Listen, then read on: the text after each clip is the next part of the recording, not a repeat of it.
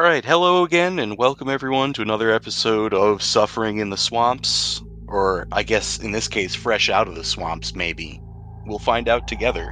We're on land, at least. You are, it's true. Which is the segue of when we last left our heroes, question mark, I guess. We had just landed after a brief and shockingly uneventful raft ride. And there's basically upsloped terrain, it's misty, like very, very dense fog. In the distance, there is a flickering light. So what do you all want to do?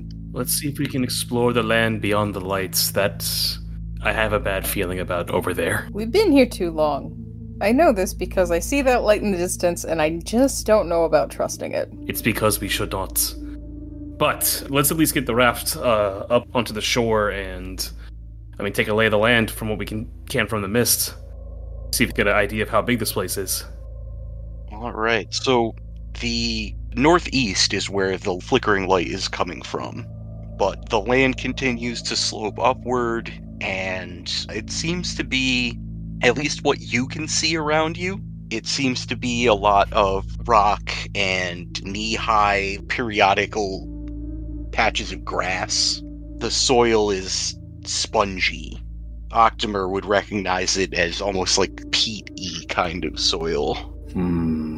Call it loam, but I don't think that's right. Is there a part where it plateaus off as far as the incline goes? In the mists, you cannot see.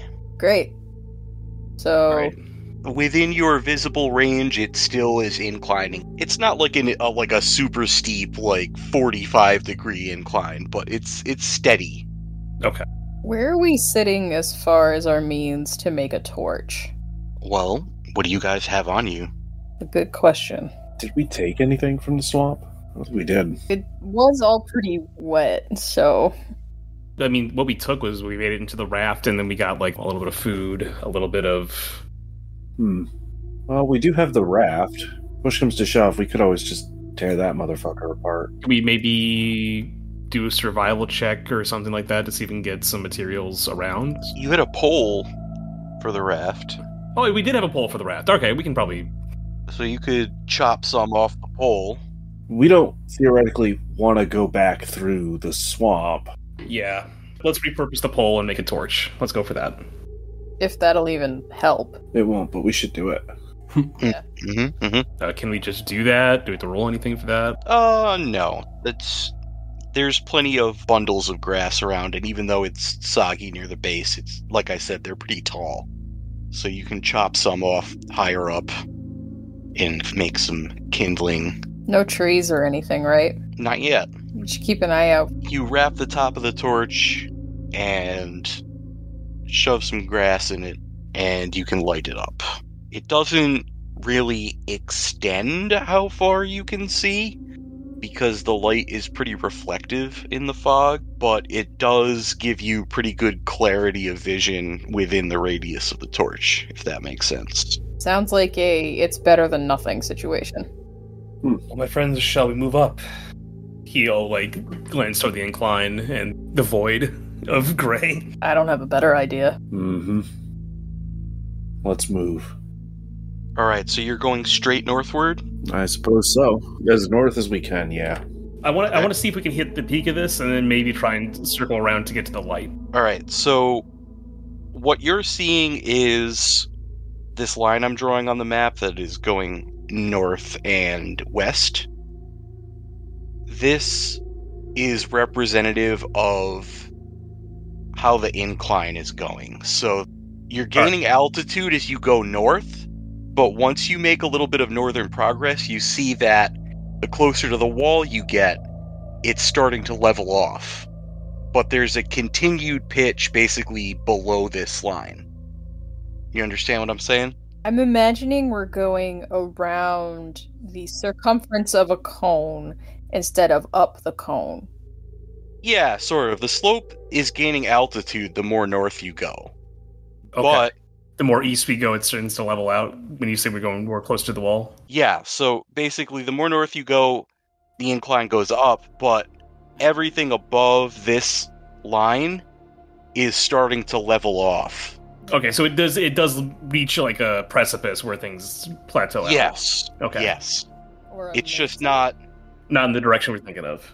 I wouldn't call it a plateau, but the elevation is flatter, we'll say, something you could imagine like that, without being able to see that far.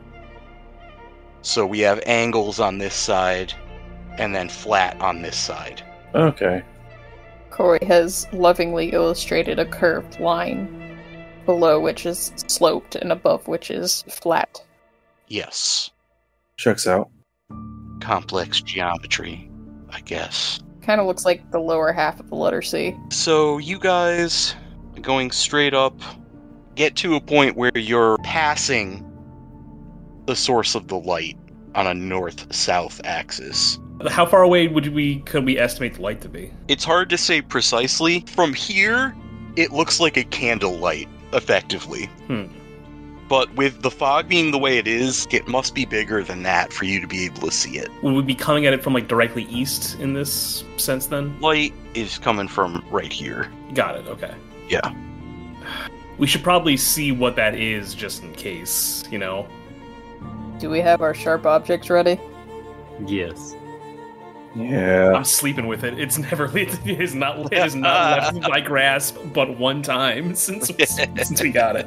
Oh my goodness. Dang, bruv. As you attempt to approach the light, how are you moving? Cautiously, I'm trying to be like, with me not knowing what it could be, I'd be like trying to like maybe creep on it a little bit, see if it's a trap, if like there are other people around. I'm trying to keep my ear out, but slow and steady for the most part. All right. Everybody give me an observation test. At this point, the difficulty will be 3. Fog.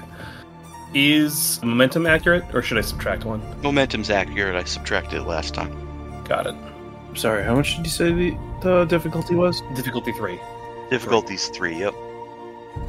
So we need 3 successes. I'm spending 2 momentum.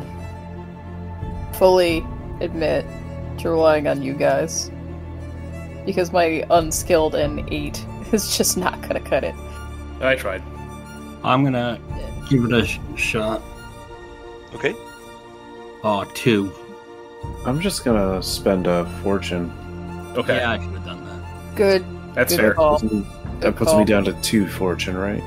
Yes. Yep. Yeah, new session. Nice. All right, Right, 4 so successes. Successes. Octomer got it. Nice. All right, so 1 momentum back in the pot, unless Okay. he wants to spend it on additional info. I will hold off until we have a chance. Octomer is kind of, from his conflicts on the borders of the Pictish wilderness, he's kind of used to having to deal with heavy fog like this, and he leads out in front of the party and gets the border of the torchlight, so he doesn't have so much reflective light, and he's able to see just well enough that he believes that there's a little hut or something, and it's very well lit from the inside. All right.